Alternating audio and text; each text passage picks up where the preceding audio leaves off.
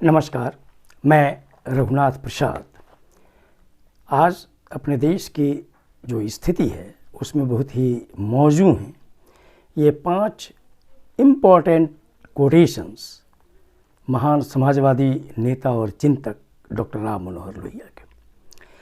और इन 5 सूक्तियों के अतिरिक्त मैं उनकी सप्त क्रांति, इसमें विस्तार से नहीं, सिर्फ 7 सप्त क्रांतियों की चर्चा करूँगा आप सभी लोगों की याददाश्त के लिए। पहला कोटेशन मैं चर्चा कर रहा हूँ जो आज की स्थिति में बहुत ही महत्वपूर्ण है। हिंदू धर्म में कट्टरपंथी जोश बढ़ाने पर हमेशा देश सामाजिक और राजनीतिक दृष्टियों से टूटा है और भारतीय राष्ट्र में राज्य और समुदाय के रूप में बिखराव आया है। इसमें कोई दो राय नहीं कि देश में एकता तभी आई जब हिंदू दिमाग पर उदार विचारों का प्रभाव था। दूसरा मैं पढ़ने जा रहा हूँ। हम जैसा कि जानते हैं कि डॉक्टर लोहिया नास्तिक थे, वो अपने आप को नास्तिक ही कहते थे, फिर भी उन्होंने सभी ज़्यादातर धर्म ग्रंथों का अध्ययन किया था और उनकी विवेचना की अपने तरीके से। तो एक उनका कोटेशन बहुत ही महत्वपूर्ण है कि वो भगवान से कह रहे हैं कि हमें शिव का मस्तिष्क दो, कृष्ण का हृदय दो, राम का कर्म और वचन दो, हमें असीम मस्तिष्क और उन्मुक्त हृदय के साथ साथ जीवन की मर्यादा से रचो। अपने देश की एकता अखंडता के लिए ये सूक्तियाँ बहुत ही महत्वपूर्ण हैं। मैं तीसरा, जो बहुत लोगों को लगेगा कि डॉक्टर लोहिया ने कितनी सच्ची बात कही थी। अंग्रेज़ों के विरुद्ध वो लड़े, वो तो लाहौर जेल में उन्हें इतनी यातनाएं दी गई कि नहीं कहा जा सकता। पुर्तगाली शासकों ने गोवा में भी उनके साथ वैसा ही व्यवहार किया और वैसी परिस्थिति में भी जो अंग्रेज़ों के विरुद्ध आजीवन लड़ते रहे, उन्होंने अंग्रेज़ों की एक महत्वपूर्ण विशेषता की चर्चा अपनी इस उक्ति में किया। उन्होंने कहा, मैं दावे के साथ कहता हूँ कि अंग्रेज़ों का समय शूद्रों के लिए वरदान साबित हुआ है, क्योंकि वो जानते थे कि हजार वर्षों से शूद्रों को पढ़ने का कोई अधिकार नहीं था और उन्हें कोई अन्य अधिकार भी नहीं था। उनका काम सिर्फ सेवा करना था। जो हिंदू धर्म की जो सबसे जो कहिए कि अजीब चीज़ है जातिवाद, इस पर कितना बड़ा करारा चोट महान चिंतक डॉक्टर लोहिया ने किया। चौथा मैं कह रहा हूँ कि वो संसद को जनता की आकांक्षाओं का स्थान बतलाते थे और उन्होंने इस पर एक चीज़ जो कही है, जिसे मैं दोहराने जा रहा हूँ कि संसद का क्या अधिकार होना चाहिए और उनको क्या करना चाहिए। तो उन्होंने कहा कि संसद को लोगों की आकांक्षाओं, उम्मीदों एवं सुख दुख का दर्पण होना चाहिए। एक ऐसे देश में जहाँ आधी से अधिक आबादी गरीबी रेखा से नीचे जीवन बसर करती हो तथा जहाँ 6 करोड़ लोग, जिस समय उन्होंने कहा उस वक्त 6 करोड़ लोग गरीब थे, आज तो गरीबों की तादाद बहुत अधिक है, जहां 80 करोड़ लोगों को 5 किलो अनाज फ्री दिया जा रहा है, 6 करोड़ लोग बेरोजगार भटकते हों, उस देश के संसद विधायिका को चाहिए कि उनके रोष व क्षोभ तथा बेहतर जीवन के संघर्ष का प्रकटीकरण अनवरत करते रहें। और संसद और सरकार पर एक बहुत इम्पॉर्टेंट उक्ति, बहुत छोटी सी उक्ति है डॉक्टर लोहिया की, लेकिन उसमें बहुत कुछ समाया हुआ है।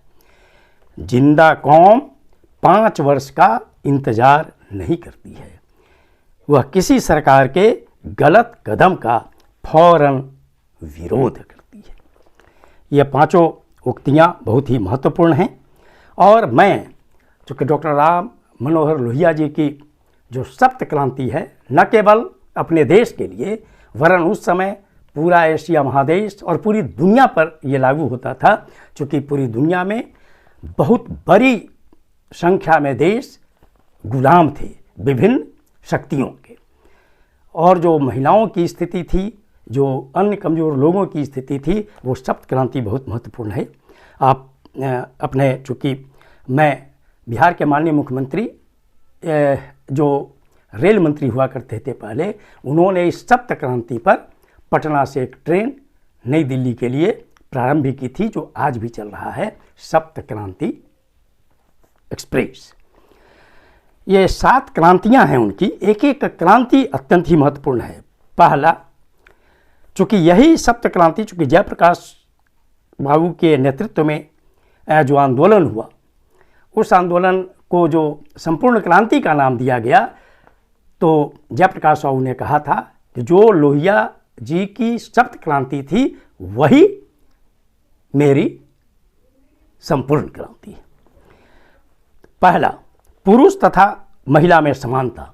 अब धीरे धीरे जो स्थिति देख रहे हैं, जैसे बिहार में सरकारी नौकरियों में 35% आरक्षण माननीय मुख्यमंत्री श्री नीतीश कुमार जी ने दिया है। नगर निकाय, ग्रामीण निकायों में 50% आरक्षण दिया है। सरकारी नौकरियों के अतिरिक्त पूरे देश में सरकारी नौकरियों में उनके लिए आरक्षण हॉरिजॉन्टल व्यवस्था हो रही है। और निकायों में, स्थानीय और शहरी या ग्रामीण और शहरी में, पूरे देश में लगभग अब ये स्थिति आ रही है और महिलाओं को सम्मान मिल रहा है। और न केवल यहाँ, वरन पूरी दुनिया में, चूँकि बहुत से देश ऐसे थे जहाँ महिलाओं पर बहुत सी पाबंदियाँ थी, अब उसमें धीरे धीरे अंतर आ रहा है। दूसरा, सभी प्रकार की राजनीतिक दासता तथा साम्राज्यवाद को समाप्त करना। आप देख रहे होंगे कि धीरे धीरे अब पूरी दुनिया में जितने भी देश परतंत्र थे वे स्वतंत्र हो गए हैं।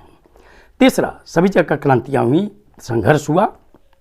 तीसरा, समाज के अपने अंदर तथा दूसरे समाजों के बीच आर्थिक समानता होनी चाहिए। क्योंकि आर्थिक समानता नहीं आएगी, गैर बराबरी बनी रहेगी, तो यह किसी भी देश के लिए या दुनिया के लिए सही स्थिति नहीं है। चौथा है, समूह के व्यर्थ अतिक्रमण से व्यक्ति की निजी गोपनीयता की रक्षा करना। जैसा कि आज हम देख रहे हैं कि बहुत से मामलों में लोगों के निजी विचारों पर कुठाराघात हो रहा है। इनकी कल्पना लोहिया जी ने बहुत पहले की थी। पांचवा, अतिरिक्त सुविधा प्रदान कर जाति को समाप्त करना। कि जातिवाद, चूँकि उनको बहुत कष्ट था, हिंदू धर्म में जो जातिवाद है, इसके लिए उन्होंने कहा कि जातिवाद को समाप्त करना बहुत ज़रूरी है। और उन्होंने बहुत से रास्ते बतलाए थे कि कैसे इस जातिवाद पर चोट की जा सकती है। छठा, निशस्त्रीकरण तथा सविनय अवज्ञा की आदत।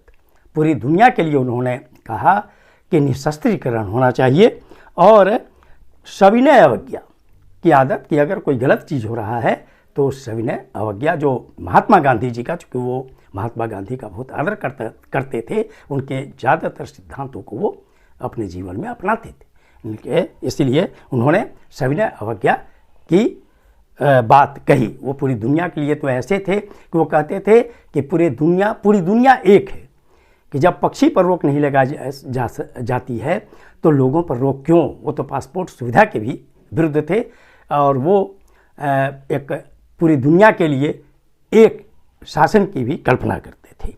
और सातवां है, सभी प्रकार के रंग भेदों को समाप्त कर सौंदर्य बोध के लिए क्रांति। तो उन्होंने रंग भेद का विरोध किया और पूरी दुनिया अब रंग भेद को लगभग नकार चुकी है।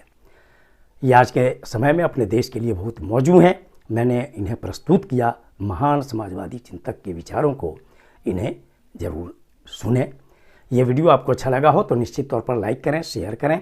अब तक मेरे चैनल को आपने सब्सक्राइब नहीं किया तो सब्सक्राइब करें, बेल आइकन को अवश्य टच करें ताकि मेरे हर आने वाले वीडियो का नोटिफिकेशन आपको तुरंत मिल जाए। आप सभी लोगों के लिए शुभकामनाएं। धन्यवाद। जय हिंद।